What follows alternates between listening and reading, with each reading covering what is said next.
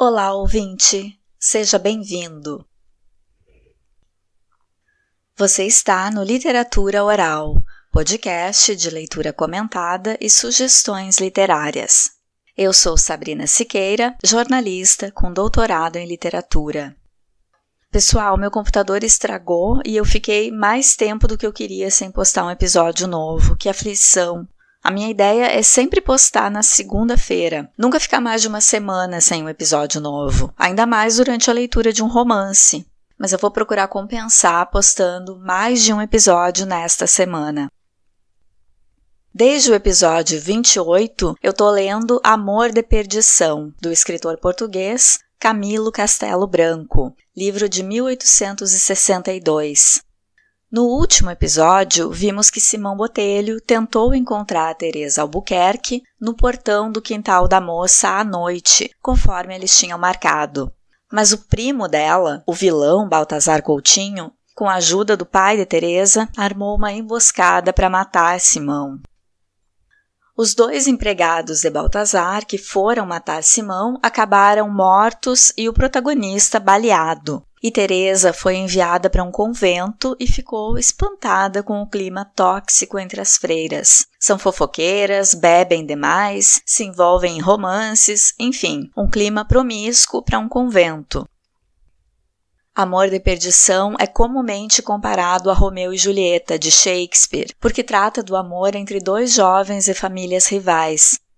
Mas o enredo também lembra um outro título de Shakespeare, Muito Barulho por Nada, porque até agora Simão e Teresa nem sequer nunca se encontraram. Tudo o que fizeram foi conversar pelas janelas dos quartos, que ficavam uma de frente para a outra, já que são vizinhos em Viseu. E olha quanto sofrimento essa história já gerou. 2 empregados foram mortos, Simão baleado e quase morto, Teresa confinada contra a vontade num convento, prometida de ser deserdada pelo pai.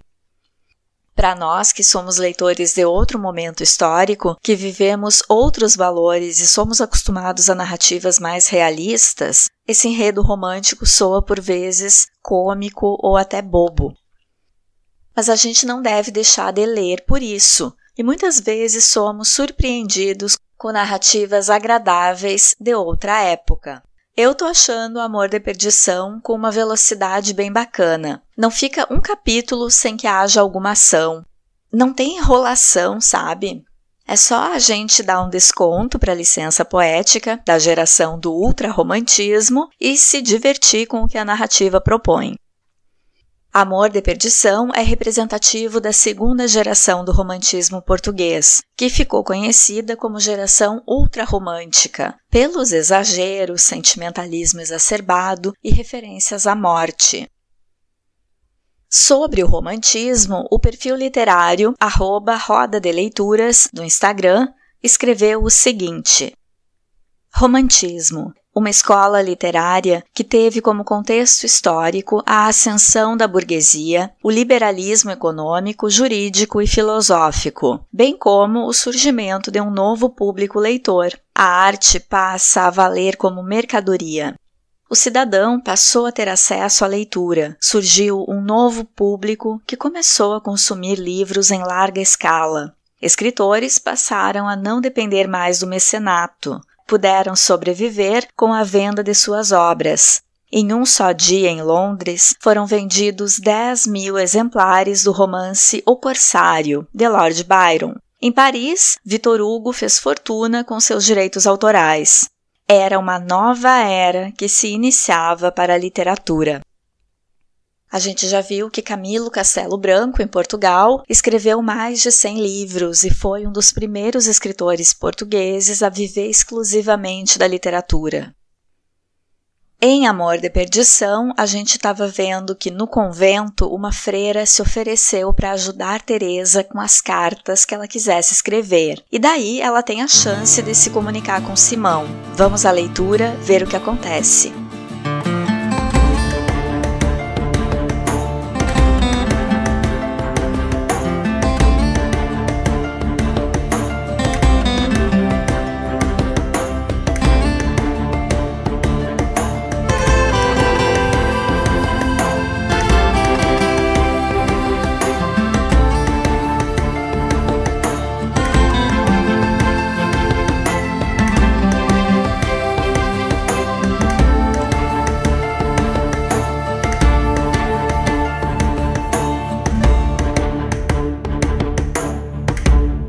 Capítulo 8. Mariana, a filha de João da Cruz, quando viu seu pai pensar a chaga do braço de Simão, perdeu os sentidos. O ferrador riu estrondosamente da fraqueza da moça, e o acadêmico achou estranha a sensibilidade em mulher afeita a curar as feridas com que seu pai vinha laureado de todas as feiras e romarias.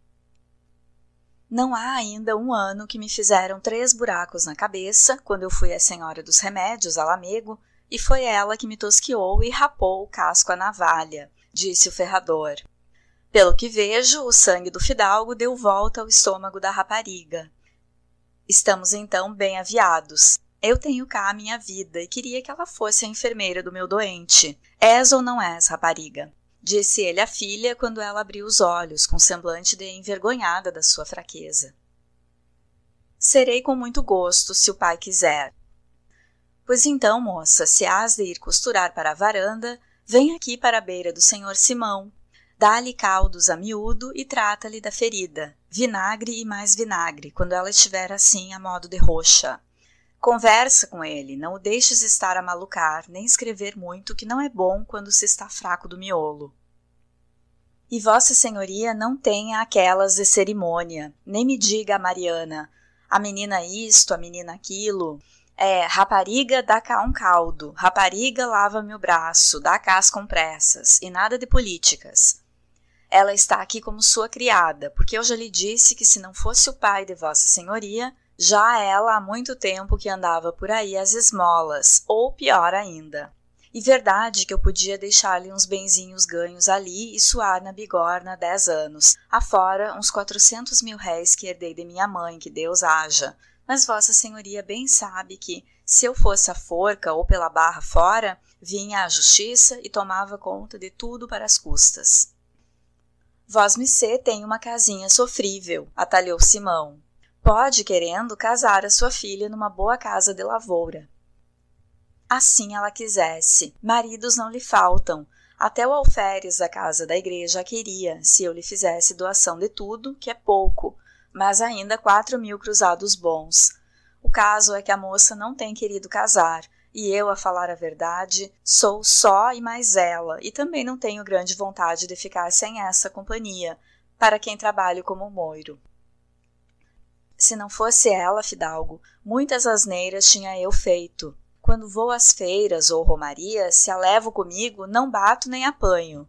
Indo sozinho é desordem certa. A rapariga já conhece quando a pinga me sobe ao capacete do alambique. Puxa-me pela jaqueta e, por bons modos, põe-me fora do arraial. Se alguém chama para beber mais um quartilho, ela não me deixa ir. E eu acho graça a obediência com que me deixo guiar pela moça, que me pede que não vá por alma da mãe. Eu cá, em ela me pedindo por alma da minha santa mulher, já não sei de que freguesia sou. Mariana ouvia o pai escondendo meio rosto no seu alvíssimo avental de linho. Simão estava se gozando na simpleza daquele quadro rústico, mas sublime de naturalidade. João da Cruz foi chamado para ferrar um cavalo e despediu-se nestes termos. Tenho dito, rapariga, aqui te entrego o nosso doente. Trata-o como quem é e como se fosse teu irmão ou marido. O rosto de Mariana acerejou-se quando aquela última palavra saiu, natural como todas, da boca do seu pai. A moça ficou encostada ao batente da alcova de Simão. Não foi nada boa esta praga que lhe caiu em casa, Mariana, disse o acadêmico. Fazerem-na enfermeira de um doente e privarem-na talvez de ir costurar na sua varanda e conversar com as pessoas que passam. Que se me dá a mim disso? Respondeu ela, sacudindo o avental e baixando o cós ao lugar da cintura com infantil graça. Sente-se, Mariana. Seu pai disse-lhe que se sentasse. Vá buscar a sua costura e dê-me dali uma folha de papel e um lápis que está na carteira.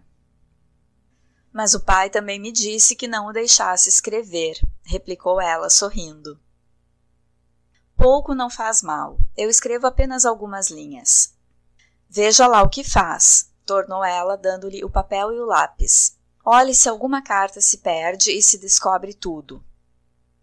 Tudo o que, Mariana? Pois sabe alguma coisa? Era preciso que eu fosse tola. Eu não lhe disse já que sabia da sua amizade a uma menina fidalga da cidade? Disse, mas que tem isso? Aconteceu o que eu receava. Vossa Senhoria está aí ferido, e toda a gente fala nos homens que apareceram mortos.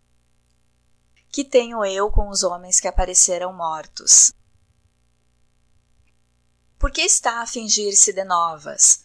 Pois eu não sei que esses homens eram criados do primo da tal senhora? Parece que Vossa Senhoria desconfia de mim e está a querer guardar um segredo que eu tomara que ninguém soubesse, para que meu pai e o senhor Simão não tenham alguns trabalhos maiores. Tem razão, Mariana, eu não devia esconder de si o mau encontro que tivemos. E Deus queira que seja o último. Tanto tenho pedido ao Senhor dos Passos que lhe dê remédio a essa paixão. O pior futuro é o que ainda está por passar. Não, menina, isso acaba assim. Eu vou para Coimbra logo que esteja bom e a menina da cidade fica em sua casa. Se assim for, já prometi 2 arratéis de cera ao Senhor dos Passos, mas não me diz o coração que Vossa Senhoria faça o que diz. Muito agradecido lhe estou pelo bem que me deseja, disse Simão comovido. Não sei o que lhe fiz para lhe merecer a sua amizade. Basta ver o que o seu paizinho fez pelo meu, disse ela, limpando as lágrimas. O que seria de mim se ele me faltasse? E se fosse a forca, como toda a gente dizia? Eu era ainda muito nova quando ele estava na enxovia. Teria 13 anos, mas estava resolvida a atirar-me ao poço, se ele fosse condenado à morte. Se o degredassem, então ia com ele, ia morrer onde ele fosse morrer. Não há dia nenhum que eu não peça a Deus que dê a seu pai tantos prazeres como estrelas tem o céu. Fui de propósito à cidade para beijar os pés à sua mãezinha e vi suas manas, e uma, que era mais nova, deu-me uma saia de lapim que eu ainda ali tenho guardada como uma relíquia. Depois, cada vez que ia à feira, dava uma grande volta para ver se acertava de encontrar a senhora Dona Ritinha à janela. E muitas vezes vi o senhor Simão, e talvez não saiba que eu estava a beber na fonte quando Vossa Senhoria, há 2 para 3 anos, deu muita pancada nos criados, que era mesmo um rebuliço que parecia o fim do mundo. Eu vim contar ao pai, e ele caiu ao chão de dar risadas como um doido.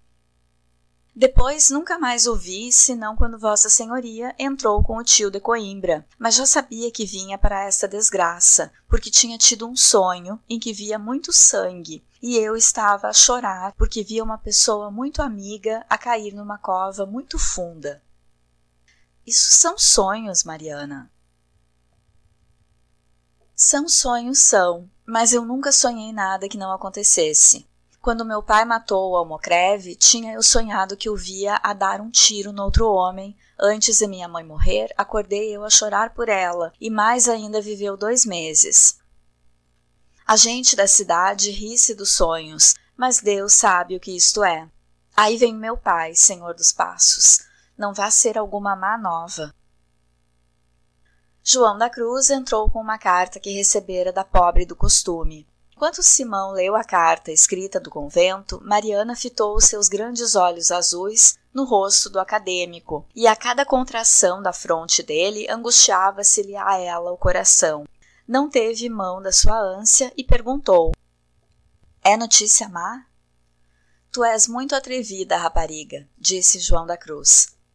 Não é, não, atalhou o estudante. Não é má notícia, Mariana, senhor João. Senhor João, deixe-me ter na sua filha uma amiga, que os desgraçados é que sabem avaliar os amigos. Isso é verdade, mas eu não me atrevi a perguntar o que a carta diz. Nem eu perguntei, meu pai. Foi porque me pareceu que o senhor Simão estava aflito quando lia. E não se enganou, tornou o doente, voltando-se para o ferrador. O pai arrastou Teresa ao convento. Sempre a patife de uma vez, disse o ferrador, fazendo com os braços instintivamente um movimento de quem aperta as mãos no pescoço. Neste lance, um observador perspicaz veria luzir nos olhos de Mariana um clarão de inocente alegria. Simão sentou-se e escreveu sobre uma cadeira que Mariana espontaneamente lhe chegou, dizendo: enquanto escreve, vou olhar pelo caldinho que está a ferver. É necessário arrancar-te daí, dizia a carta de Simão. Esse convento há de ter uma evasiva. Procure-a e diz-me à noite a hora em que devo esperar-te. Se não puderes fugir, essas portas hão de abrir-se diante da minha cólera. Se daí te mandarem para outro convento mais longe, avisa-me que eu irei, sozinho ou acompanhado, roubar-te ao caminho. É indispensável que te refaças de ânimo para te não assustarem os arrojos da minha paixão. És minha. Não sei de que me serve a vida, se a não sacrificar a salvar-te. Creio em ti, Teresa, creio. Ser-me-ás fiel na vida e na morte. Não sofras com paciência, luta com heroísmo. A submissão é uma ignomínia quando o poder paternal é uma afronta. Escreve-me a toda hora que possas. Eu estou quase bom. Dize-me uma palavra, chama-me e eu sentirei que a perda do sangue não diminui as forças do coração. Simão pediu a sua carteira, tirou o dinheiro em prata, deu-o ao ferrador e recomendou-lhe que o entregasse à pobre com a carta. Depois ficou relendo a de Teresa e recordando-se da resposta que dera. Mestre João foi à cozinha e disse a Mariana: desconfio de uma coisa, rapariga. O que é, meu pai? O nosso doente está sem dinheiro. Por quê? O pai como sabe isso? É que ele pediu minha carteira para tirar dinheiro e ela pesava tanto como uma bexiga de porco cheia de vento.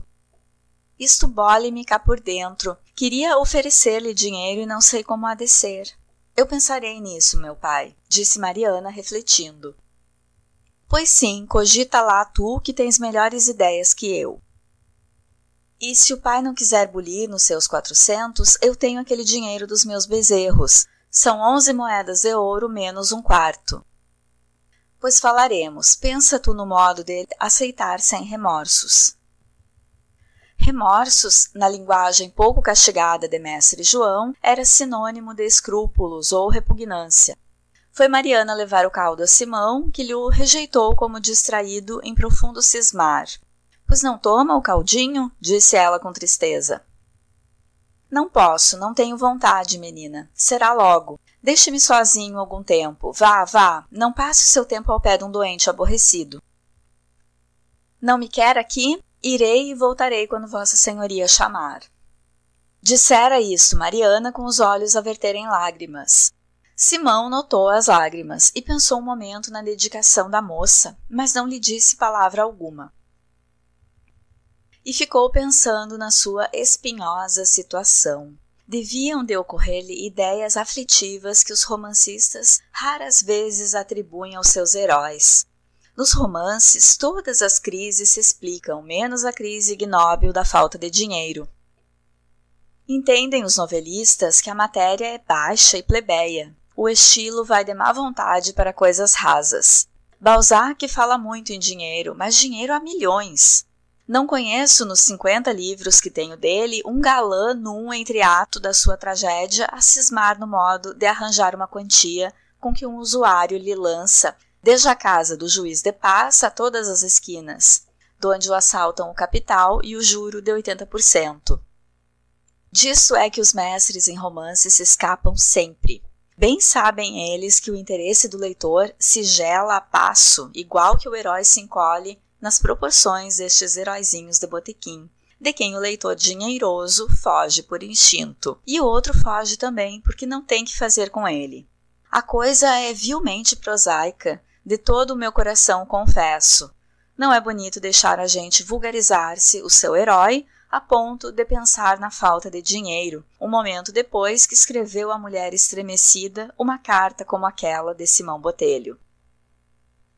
Quem a lesse diria que o rapaz tinha postadas em diferentes estações das estradas do país carroças e folgadas parelhas de mulas para transportarem a Paris, a Veneza ou ao Japão a bela fugitiva. As estradas naquele tempo deviam ser boas para isso, mas não tenho a certeza de que houvesse estradas para o Japão. Agora creio que há, porque me dizem que há tudo. Pois eu já lhes fiz saber, leitores, pela boca de mestre João, que o filho do corregedor não tinha dinheiro. Agora lhes digo que era em dinheiro que ele cismava, quando Mariana lhe trouxe o caldo rejeitado. A meu ver, deviam atribuí-lo estes pensamentos. Como pagaria a hospitalidade de João da Cruz? Com que agradeceria os desvelos de Mariana? Se Teresa fugisse, com que recurso proveria a subsistência de ambos? Ora, Simão Botelho saíra de Coimbra com a sua mesada, que não era grande, e quase lhe absorvera o aluguel da cavalgadura, e a gorjeta generosa que dera ao arreeiro, a quem devia o conhecimento do prestante ferrador.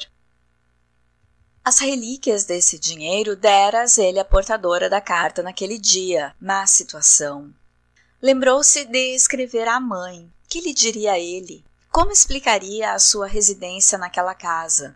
Deste modo, não iria ele dar indícios da morte misteriosa dos 2 criados de Baltazar Coutinho?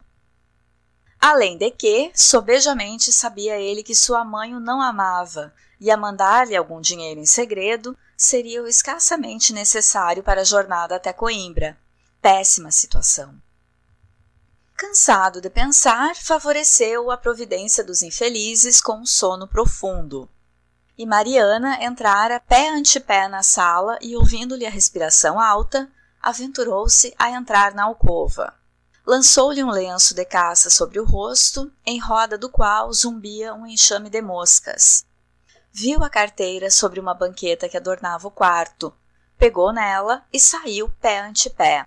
Abriu a carteira, viu papéis que não soube ler e num dos repartimentos 2 moedas de 6 vinténs.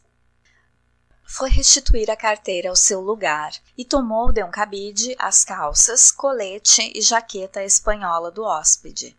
Examinou os bolsos e não encontrou um ceitil. Retirou-se para um canto escuro do sobrado e meditou. Esteve meia hora assim e meditava angustiada a nobre rapariga. Depois ergueu-se de golpe e conversou longo tempo com o pai. João da Cruz escutou-a, contrariou-a, mas ia devencida sempre pelas réplicas à filha, até que afinal disse: Farei o que dizes, Mariana. Dá-me cá o teu dinheiro, que não vou agora levantar a pedra da lareira para bulir no caixote dos 400.000 réis. Tanto faz um como o outro. Teu é ele todo. Mariana deu-se pressa em ir à arca, donde tirou uma bolsa de linho com dinheiro em prata e alguns cordões, anéis e arrecadas. Guardou o seu ouro numa boceta e deu a bolsa ao pai. João da Cruz aparelhou a égua e saiu. Mariana foi para a sala do doente. Acordou Simão. Não sabe? Exclamou ela com semblante entre alegre e assustado, perfeitamente contrafeito. Que é, Mariana? Sua mãezinha sabe que Vossa Senhoria aqui está. Sabe? Isso é impossível. Quem lhe o disse? Não sei. O que sei é que ela mandou chamar meu pai. Isso espanta-me. E não me escreveu? Não, senhor. Agora me lembro que talvez ela soubesse que o senhor aqui esteve e cuide que já não está, e por isso lhe não escreveu. Poderá ser? Poderá, mas quem lhe diria? Se isto se sabe, então podem suspeitar da morte dos homens. Pode ser que não, e ainda que desconfiem, não há testemunhas. O pai disse que não tinha medo nenhum. O que for, será. Não esteja a cismar nisso. Vou-lhe buscar o caldinho, sim? Vá se quer, Mariana. O céu deparou-me em si a amizade de uma irmã. Não achou a moça na sua alegre alma palavras em resposta à doçura que o rosto do mancebo exprimia. Veio com o caldinho, diminutivo que a retórica de uma linguagem meiga sanciona, mas contra o qual protestava a larga e funda malga branca, ao lado da travessa com meia galinha loura de gorda. Tanta coisa! Exclamou sorrindo Simão. Coma o que puder, disse ela corando. Eu bem sei que os senhores da cidade não comem em malgas tamanhas, mas eu não tinha outra mais pequena, e coma sem nojo que essa malga nunca serviu, que a fui eu comprar à loja, por pensar que Vossa Senhoria não quisera ontem comer por se atrigar da outra.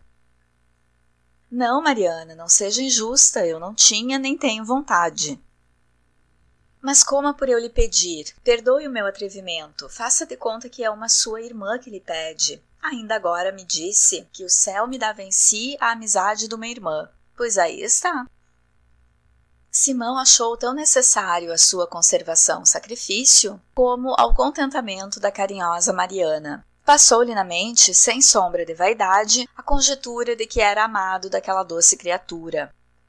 Entre si dizia que seria uma crueza mostrar-se conhecedor de tal afeição quando não tinha alma para lhe apremiar, nem para lhe mentir. Assim mesmo, bem longe de se afligir, lisonjeavam nos desvelos da gentil moça. Ninguém sente em si o peso do amor que se inspira e não comparte. Nas máximas aflições, nas derradeiras horas do coração e da vida, é grato ainda sentir-se amado quem já não pode achar no amor diversão das penas, nem soldar o último fio que se está partindo.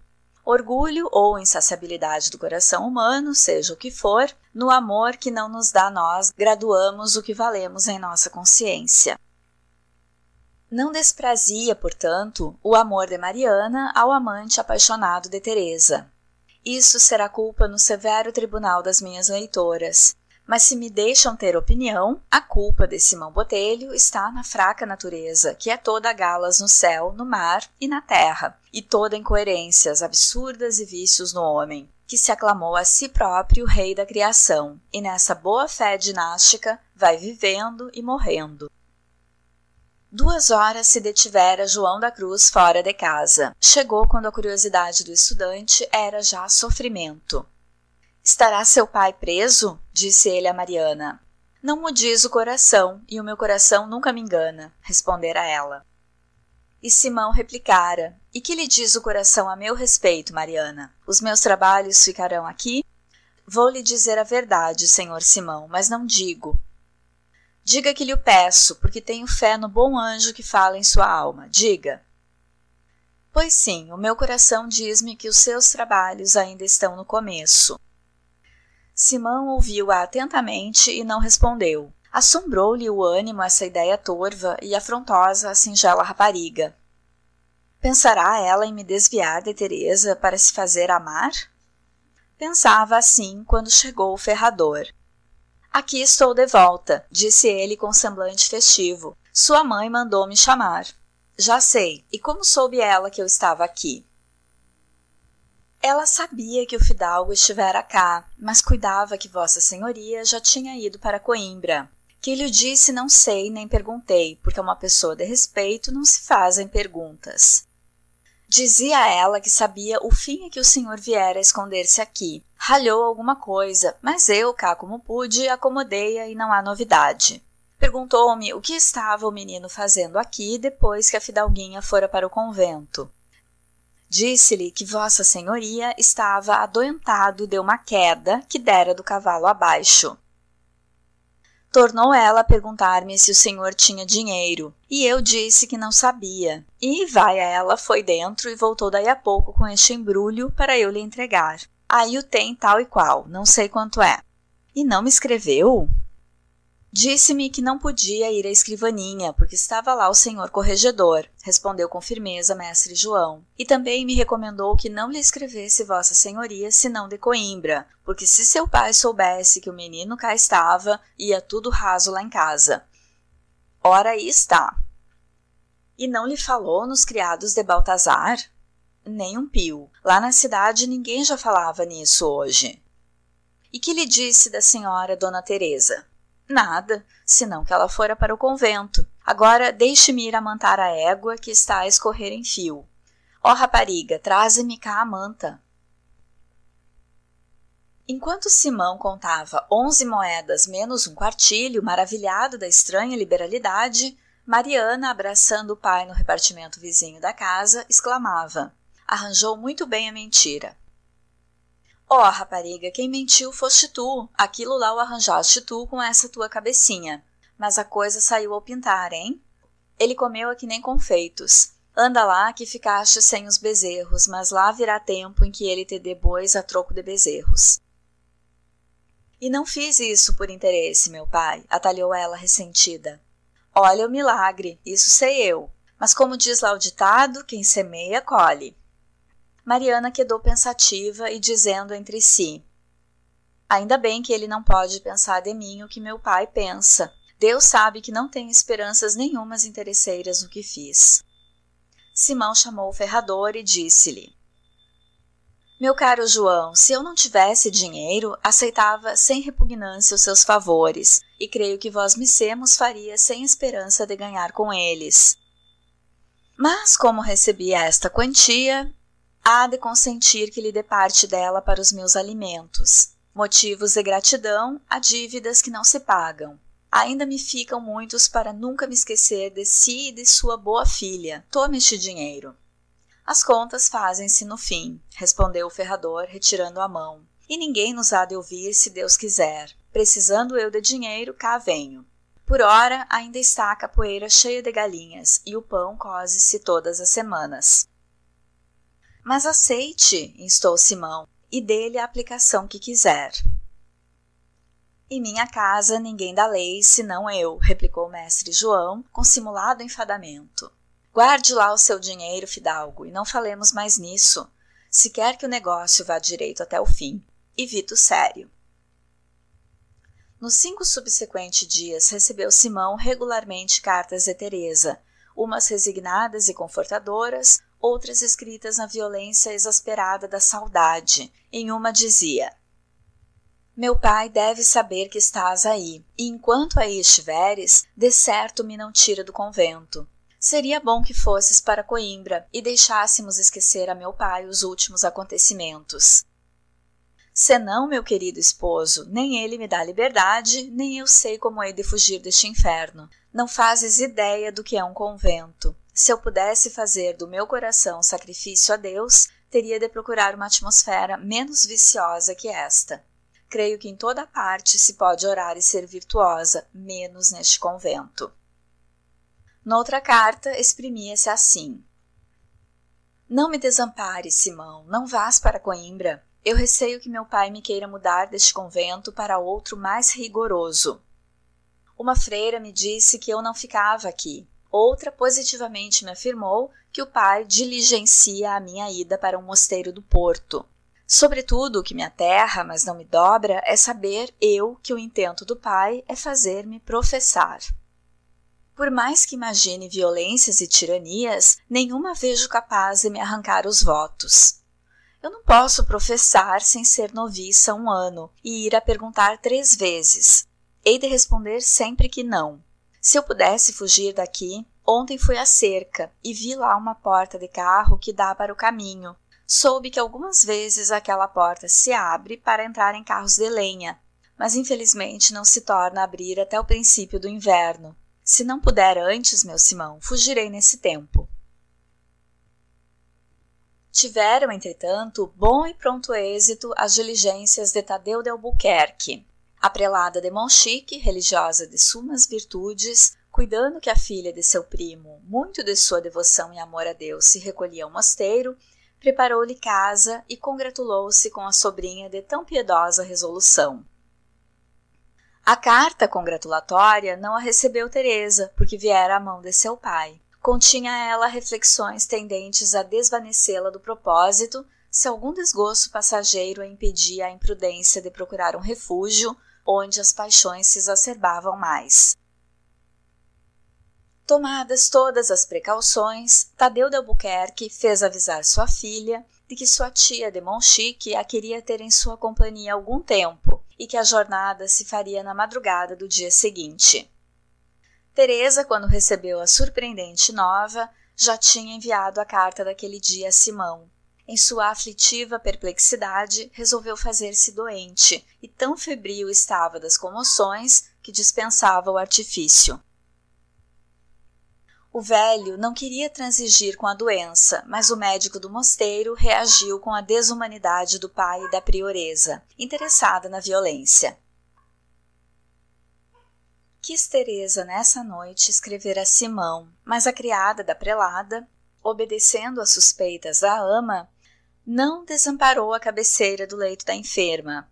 Era causa essa espionagem ter dito à escrivã, numa hora de má digestão daquele certo vinho estomacal, que Teresa passava as noites em oração mental e tinha correspondência com o anjo do céu por intervenção de uma mendiga. Algumas religiosas tinham visto a mendiga no pátio do convento esperando a esmola de Teresa, mas cuidaram que era aquela pobre uma devoção da menina. As palavras irônicas da escrivã foram comentadas, e a mendiga recebeu ordem de sair da portaria. Teresa, no ímpeto de angústia, quando tal soube, correu a uma janela e chamou a pobre, que se retirava assustada, e lançou-lhe ao pátio um bilhete com estas palavras: é impossível a nossa correspondência. Vou ser tirada daqui para outro convento. Espero em Coimbra notícias minhas. Isto foi rapidamente ao conhecimento da prioresa, e logo às ordens dela, partiu o hortelão no encalço da pobre. O hortelão seguiu-a até fora da porta, espancou-a, tirou-lhe o bilhete e foi do convento apresentá-lo a Tadeu de Albuquerque. A mendiga não retrocedeu. Caminhou à casa do ferrador e contou a Simão o acontecimento. Simão lançou-se fora do leito e chamou João da Cruz. Naquele aperto, queria ouvir uma voz, queria poder chamar amigo a um homem que lhe estendesse mão capaz de apertar o cabo de um punhal. O ferrador ouviu a história e deu seu voto. Esperar até ver. Simão repeliu a prudencial frieza do confidente e disse que partia para Viseu imediatamente. Mariana estava ali, ouvira a confidência e achara acertada a opinião de seu pai. Vetando, porém, a impaciência do hóspede, pediu licença para falar onde não era chamada e disse: se o senhor Simão quer, eu vou à cidade e procuro no convento a Brito, que é uma rapariga minha conhecida, moça de uma freira, e dou-lhe uma carta sua para entregar à fidalga. Isso é possível, Mariana? Exclamou Simão, a ponto de abraçar a moça. Pois então, disse o ferrador, o que pode fazer se faça. Vai te vestir, rapariga, que eu vou botar o albardão à égua. Simão sentou-se a escrever. Tão embaralhadas lhe acudiam as ideias que não atinava a formar o desígnio mais proveitoso à situação de ambos. Ao cabo de longa vacilação, disse a Teresa que fugisse, à hora do dia, quando a porta estivesse aberta, ou violentasse a porteira a abrir-lhe. Dizia-lhe que marcasse ela a hora no dia seguinte em que ele a devia esperar com cavalgaduras para a fuga. Em recurso extremo, prometia assaltar com homens armados o mosteiro, ou incendiá-lo para se abrirem as portas. Este programa era o mais parecido com o espírito do acadêmico. Em vivo fogo ardia aquela pobre cabeça. Fechada a carta, começou a passear em torcicolos, como se obedecesse a desencontrados impulsos. Encravara as unhas na cabeça e arrancava os cabelos. Investia como cego contra as paredes e sentava-se um momento para erguer-se de mais furioso ímpeto. Maquinalmente aferrava das pistolas e sacudia os braços vertiginosos. Abria a carta para relê-la e estava a ponto de rasgá-la, cuidando que iria tarde ou não lhe chegaria às mãos. Neste conflito de contrários projetos, entrou Mariana e, muito alucinado, devia de estar Simão, para lhe não ver as lágrimas. O que tu sofrias, nobre coração de mulher pura? Se o que fazes por esse moço é gratidão ao homem que salvou a vida de teu pai, que rara virtude a tua. Se o amas, se por lhe dar alívio às dores, tu mesma lhe desempeces o caminho por onde ele há de fugir para sempre, que nome darei ao teu heroísmo? Que anjo te fadou o coração para a santidade desse obscuro martírio? Estou pronta, disse Mariana. Aqui tem a carta, minha boa amiga. Faça muito por não vir sem resposta, disse Simão, dando-lhe com a carta um embrulho de dinheiro. E o dinheiro também é para a senhora? Disse ela. Não, é para si, Mariana. Compre um anel. Mariana tomou a carta e voltou rapidamente as costas para que Simão não lhe visse o gesto de despeito, senão desprezo. O acadêmico não ousou insistir, vendo-a apressar-se na descida para o quinteiro, onde o ferrador enfreava a égua.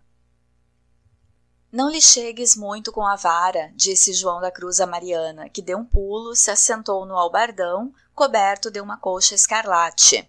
Tu vais amarela como cidra, moça, exclamou ele, reparando na palidez da filha. Tu que tens? Nada, que hei eu de ter? Dê-me cá a vara, meu pai. A égua partiu a galope, e o ferrador, no meio da estrada, a rever-se na filha e na égua, dizia em solilóquio que Simão ouvira: Vales tu mais, rapariga, que quantas fidalgas tem Viseu. Pela mais pintada não dava eu a minha égua, e se cá viesse a Miramolim de Marrocas pedir minha filha, os diabos me levem se eu lhe dava. Isto aqui são mulheres, e o mais é uma história. Apeou Mariana defronte do mosteiro e foi à portaria chamar a sua amiga Brito.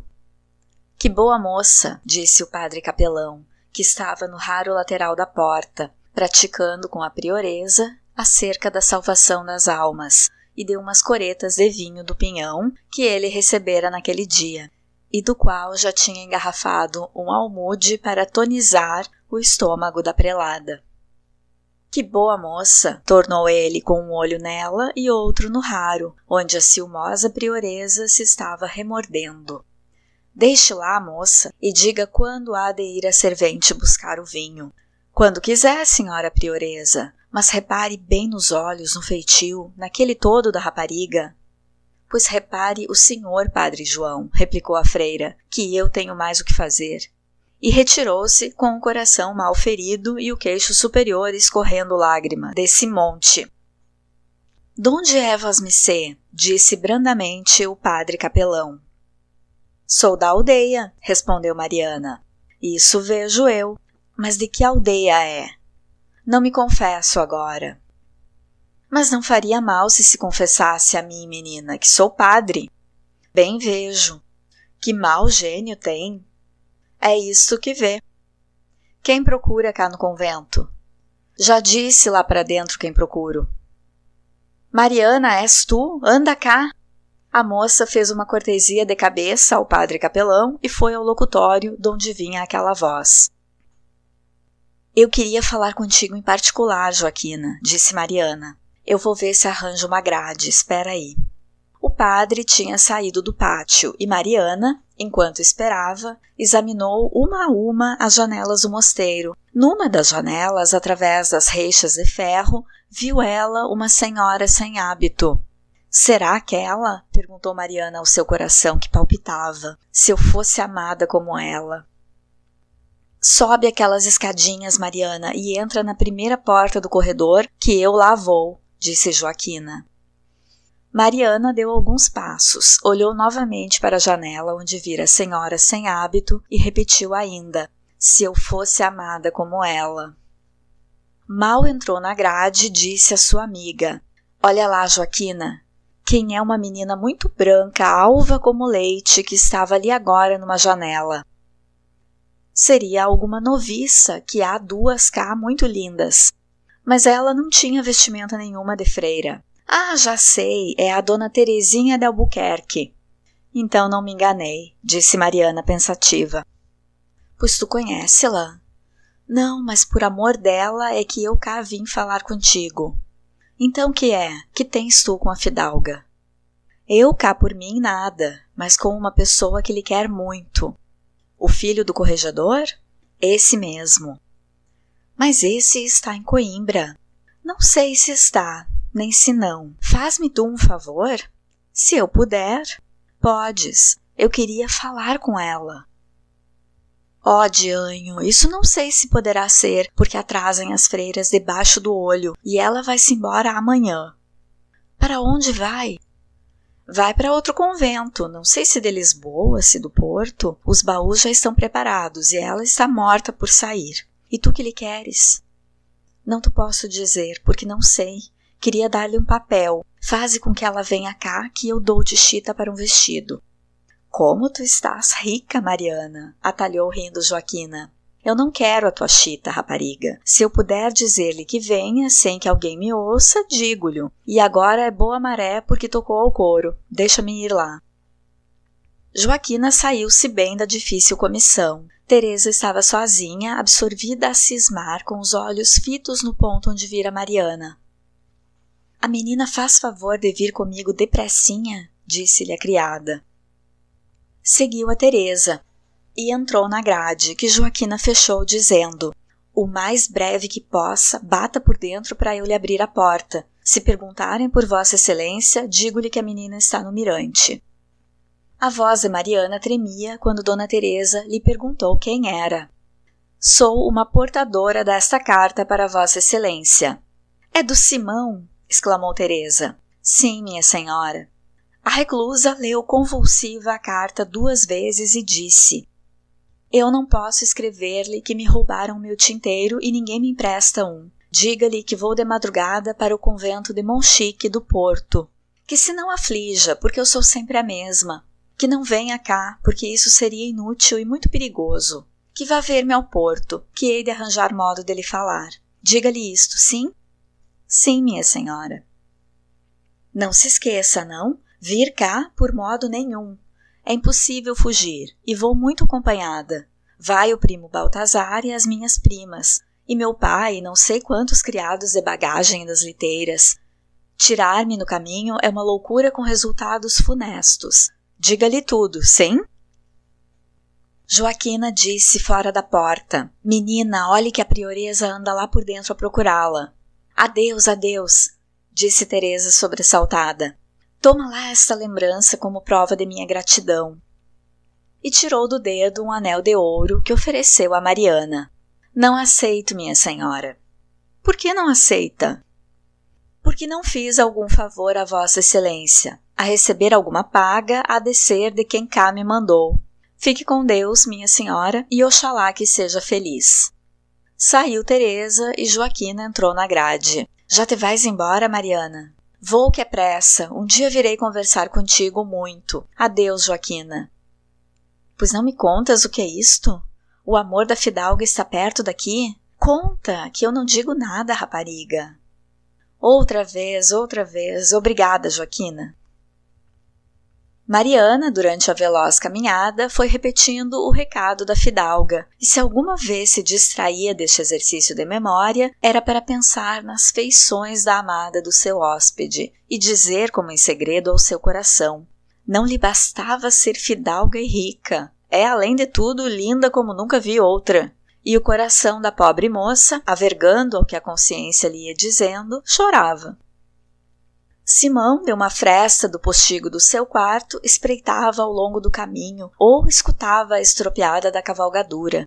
Ao descobrir Mariana, desceu ao quinteiro, desprezando cautelas e esquecido já do ferimento, cuja crise de perigo piorara naquele dia, que era o 8º depois do tiro. A filha do ferrador deu o recado e sem alteração de palavra. Simão escutara placidamente até ao ponto em que lhe disse ela que o primo Baltazar a acompanhava ao porto. O primo Baltazar, murmurou ele com um sorriso sinistro. Sempre este primo Baltazar, cavando a sua sepultura e a minha. A sua, fidalgo, exclamou João da Cruz. Morra ele, que o levem 30 milhões de diabos. Mas Vossa Senhoria há de viver enquanto eu for João. Deixa ir para o porto, que não tem perigo no convento. De hora a hora, Deus melhora. O senhor doutor vai para Coimbra. Está por lá algum tempo, e às 2 por 3, quando o velho mal se precatar, a fidalguinha engrampa-o, e é sua tão certo como esta luz que nos alumia. Eu hei de vê-la antes de partir para Coimbra, disse Simão. Olhe que ela recomendou-me muito que não fosse lá. Acudiu Mariana. Por causa do primo? Tornou o acadêmico ironicamente. Acho que sim, e por talvez não servir de nada lá ir Vossa Senhoria, respondeu timidamente a moça. Lá, se quer, brandou o mestre João, a mulher vai se lhe tirar ao caminho. Não tem mais que dizer. Meu pai, não meta este senhor em maiores trabalhos, disse Mariana. Não tem dúvida, menina, atalhou Simão. Eu é que não quero meter ninguém em trabalhos. Com a minha desgraça, por maior que ela seja, hei eu de lutar sozinho. João da Cruz assumiu uma gravidade de que a sua figura raras vezes se enobrecia e disse: Senhor Simão, Vossa Senhoria não sabe nada do mundo. Não meta sozinho a cabeça aos trabalhos, que eles, como outro que diz, quando pegam a enserralhar um homem, não lhe deixam tomar fôlego. Eu sou um rústico, mas a bem dizer, estou naquela daquele que dizia que o mal dos seus burrinhos o fizera alveitar. Paixões. Que as leve o diabo, e mais quem com elas engorda. Por causa de uma mulher, ainda que ela seja filha do rei, não se há de um homem botar a perder. Mulheres há tantas como a praga, e são como as rãs do charco, que mergulha uma e aparecem 4 à tona da água. Um homem rico e fidalgo como vossa senhoria, onde quer topa uma com um palmo de cara, como que se quer, e um dote de encher o olho. Deixe-a ir com Deus ou com a breca, que ela, se tiver de ser sua, não lhe há de vir dar tanto andar para trás como para adiante. É ditado dos antigos. Olhe que isso não é medo, fidalgo. Tome sentido que João da Cruz sabe o que é pôr 2 homens numa feita a olhar o 7 estrelo, mas não sabe o que é medo. Se o senhor quer sair à estrada e tirar a tal pessoa do pai ao primo e a um regimento, se for necessário, eu vou montar na égua, e daqui a 3 horas estou de volta com 4 homens que são 4 dragões. Simão fitara os olhos chamejantes no do ferrador, e Mariana exclamara, ajuntando as mãos sobre o seio: Meu pai, não lhe dê esses conselhos. Cala-te aí, rapariga, disse mestre João. Vai tirar o albardão à égua, a manta, e bota-lhe seco. Não és aqui chamada. Não vá aflita, senhora, disse Simão à moça, que se retirava amargurada. Eu não aproveito alguns dos conselhos de seu pai. Ouço com boa vontade, porque sei que quer o meu bem, mas hei de fazer o que a honra e o coração me aconselharem. Ao anoitecer, Simão, como estivesse sozinho, escreveu uma longa carta, da qual extratamos os seguintes períodos. Considero-te perdida, Teresa. O sol de amanhã pode ser que eu não o veja. Tudo em volta de mim tem uma cor de morte. Parece que o frio da minha sepultura me está passando o sangue e os ossos. Não posso ser o que tu querias que eu fosse. A minha paixão não se conforma com a desgraça. Eras a minha vida. Tinha certeza de que as contrariedades me não privavam de ti. Só o receio de perder-te me mata. O que me resta do passado é a coragem de ir buscar uma morte digna de mim e de ti. Se tens força para uma agonia lenta, eu não posso com ela. Poderia viver com a paixão infeliz, mas este rancor sem vingança é um inferno. Não hei de dar barata à vida, não. Ficará sem mim, Teresa. Mas não haverá aí um infame que te persiga depois da minha morte.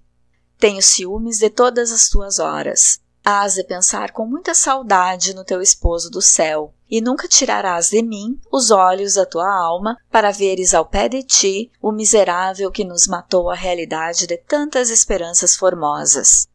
Tu verás esta carta quando eu já estiver num outro mundo, esperando as orações das tuas lágrimas. As orações. Admiro-me dessa faísca de fé que me alumia nas minhas trevas.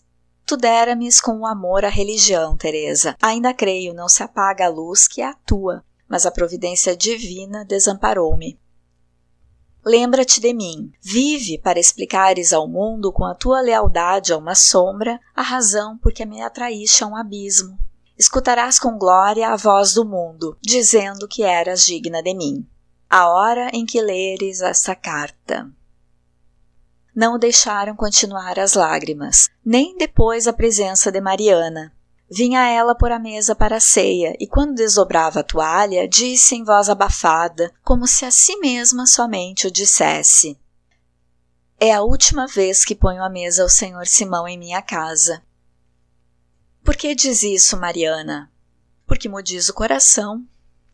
Desta vez o acadêmico ponderou supersticiosamente os ditames do coração da moça e, com o silêncio meditativo, deu-lhe a ela a evidência antecipada do vaticínio. Quando voltou com a travessa da galinha, vinha chorando a filha de João da Cruz. Chora com pena de mim, Mariana, disse Simão enternecido. Choro porque me parece que não o tornarei a ver. Ou, se o vir, será de modo que oxalá que eu morresse antes de eu ver. Não será talvez assim, minha amiga. Vossa Senhoria não me faz uma coisa que eu lhe peço? Veremos o que pede, menina. Não saia esta noite nem amanhã. Pede o impossível, Mariana. Hei de sair porque me mataria se não saísse. Então, perdoe a minha ousadia. Deus o tenha da sua mão. A rapariga foi contar ao pai as intenções do acadêmico. Acudiu logo o mestre João, combatendo a ideia da saída, com encarecer os perigos do ferimento. Depois, como não conseguisse dissuadi-lo, resolveu acompanhá-lo. Simão agradeceu a companhia, mas rejeitou-a com decisão. O ferrador não cedia do propósito e estava já preparando a clavina e arraçoando com medida dobrada a égua, para que o desse e viesse, dizia ele, quando o estudante lhe disse que, melhor avisado, resolvera não ir a Viseu e seguir Teresa ao Porto, passados os dias de convalescença. Facilmente o acreditou João da Cruz, mas Mariana, submissa sempre ao que o seu coração lhe bacorejava, duvidou da mudança e disse ao pai que vigiasse o fidalgo. Às 11 horas da noite, ergueu-se o acadêmico e escutou o movimento interior da casa. Não ouviu o mais ligeiro ruído, a não ser o rangido da égua na manjedoura. Escorvou de pólvora nova as 2 pistolas. Escreveu um bilhete sobrescritado a João da Cruz e ajuntou a carta que escrevera a Teresa. Abriu as portas da janela do seu quarto e passou dali para a varanda de pau, da qual o salto à estrada era sem risco.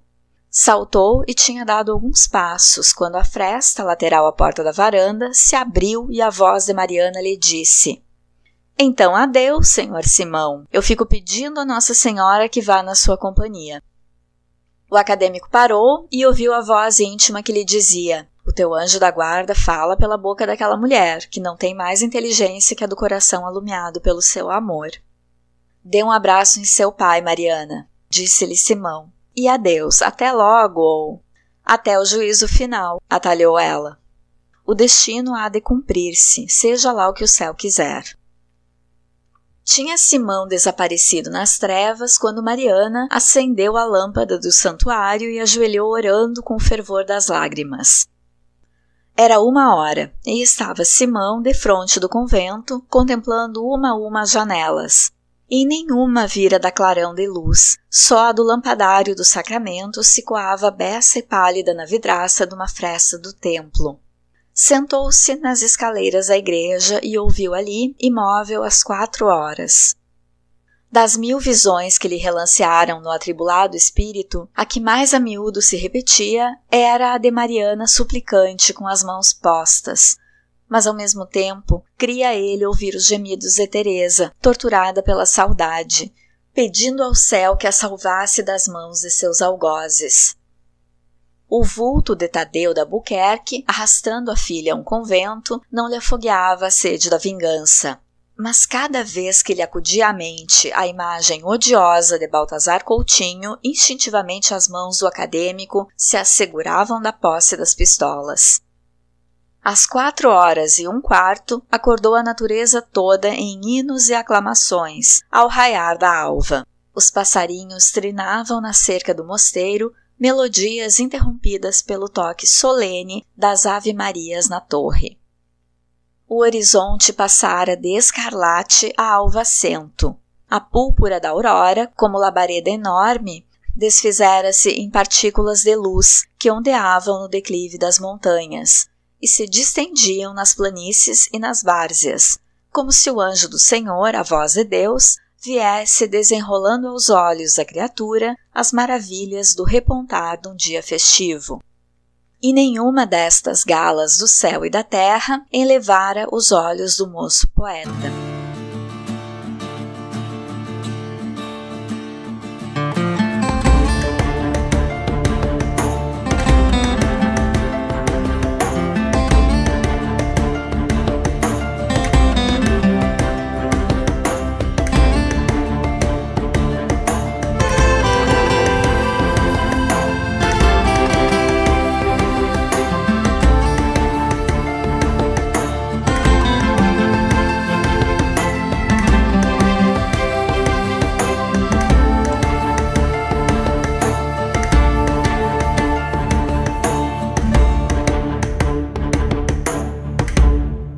Hoje vimos que Simão está se recuperando na casa de João da Cruz, sendo cuidado por Mariana, filha do ferrador, e Teresa fica sabendo que será transferida para um convento na cidade do Porto.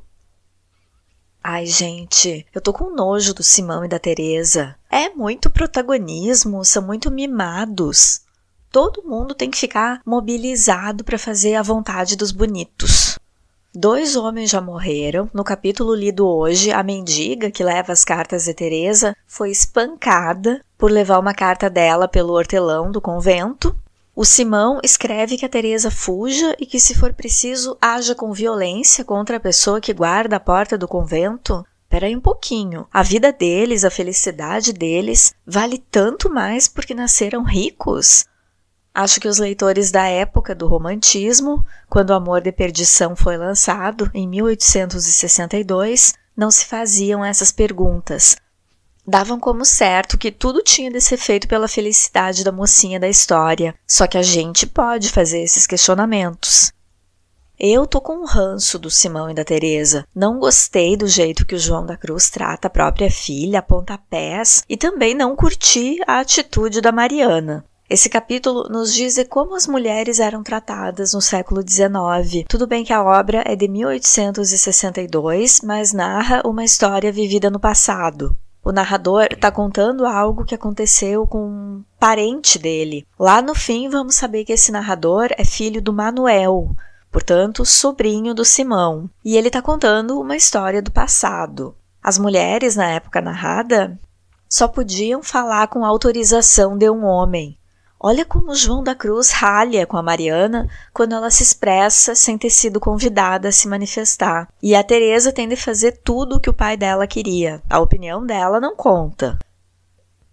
Mas eu tô com ranço da Mariana também, porque ela é boa demais, a ponto de dar o dinheiro da economia dela pro Simão. Ainda inventa uma mentira de que foi a mãe dele que mandou o dinheiro. Tudo tem limite.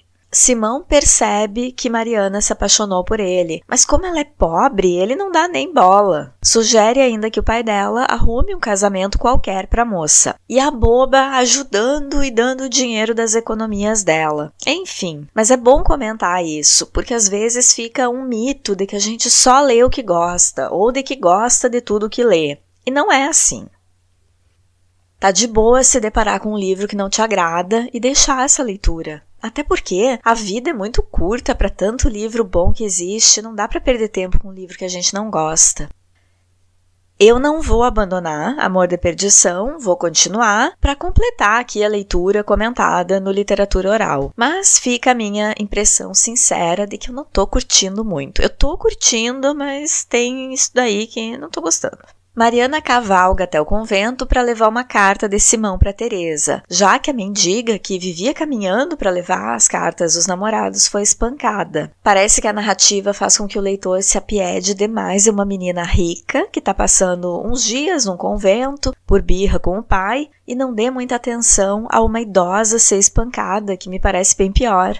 É isso que eu não gosto, essa diferença de valoração, de tratamento para quem é rico. E nessas narrativas românticas parece que merecem tudo. E quem é pobre e tem de se resignar a nunca ter nada, como a Mariana. É muito nobre essa personagem ajudar o cara que preteriu o sentimento dela, mas não precisa dar o dinheiro das economias, né, amiga? Assim como na vida a gente não precisa aceitar sem questionar que alguém tenha privilégio só porque nasceu com determinado sobrenome ou cor de pele ou condição social, a gente pode exercitar essa indignação questionadora quando está lendo, fazer esse exercício de tratamentos diferentes com as personagens e se perguntar por quê. Quando Mariana chega no convento, ela pede por uma amiga que faz a limpeza lá, a Joaquina. E pela forma como a menina atende, dá pra ver que o convento é quase como um presídio, nem a faxineira tem liberdade. Mariana me lembra uma outra personagem muito nobre, que se vê em um triângulo amoroso e mesmo sendo preterida, ajuda o casal. É a Rebecca do clássico romance histórico de Walter Scott, Ivanhoe, ou Ivanhoe, que é como se escreve. Rebecca é a grande personagem desse romance de cavalaria. É uma judia que também trata dos ferimentos do seu amado, o Wilfred de Ivanhoe, e depois ele casa com a Rowena. A diferença entre ela e a Mariana é que Rebecca é uma judia muito rica.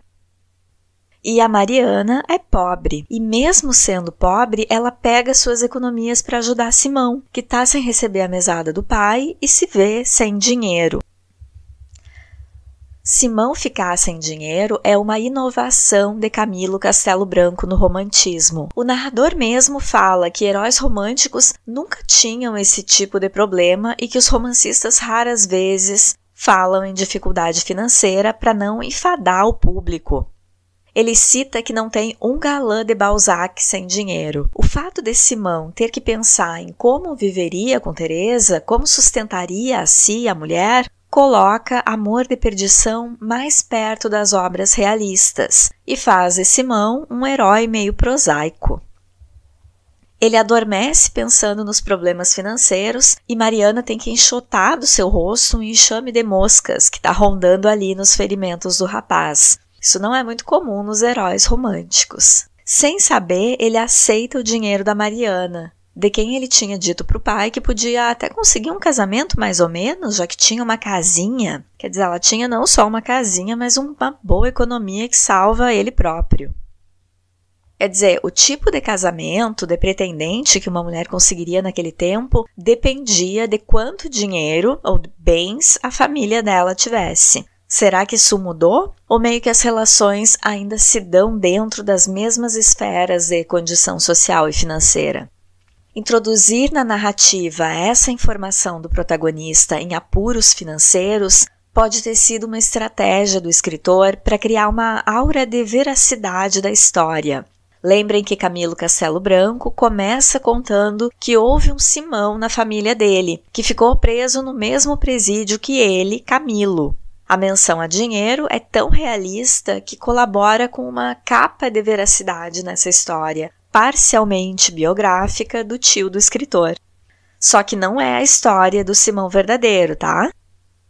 João da Cruz cita uma atitude do Estado se a filha ficasse órfã. O Estado interferiria pegando todo o dinheiro deixado para Mariana. Mais uma crítica do escritor de algo que talvez acontecesse com os mais pobres naquele período, sentenciando as meninas órfãs à miséria quando os pais morriam condenados por algum crime. Eu parei a leitura no capítulo 10, quando Simão está de madrugada na frente do convento, esperando a comitiva que vem buscar Teresa para transportá-la ao convento na cidade do Porto, e disposto a brigar pela garota.